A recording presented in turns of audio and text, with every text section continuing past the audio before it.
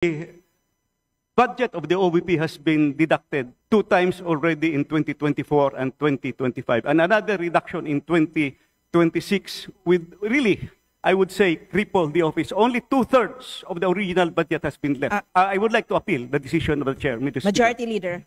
Madam Speaker, there is an appeal to the ruling of the chair to reject the proposed amendment. I now move to divide the House. For the information of the body, an aye vote sustains the appeal and the nay vote defeats it. The majority kindly solicits a nay vote. All those in favor to the appeal say aye. Aye. All those against say nay. Nay. The nays have it, the appeal is lost. Pag walang ginagawa yung Vice President, sasabihin nila, hindi ka naman nagtatrabaho ah. Tapos pag hihingi ng budget para makapagtrabaho, hindi nyo bibigyan ng maayos. No?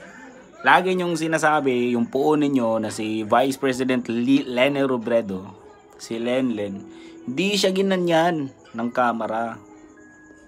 No? Ang linis-linis niya eh. Si Sara nga nasa Cebu eh, di ba? Tapos itong ngiwi nga si ano ba to? Si Cardeña. Kala mo talaga malinis eh.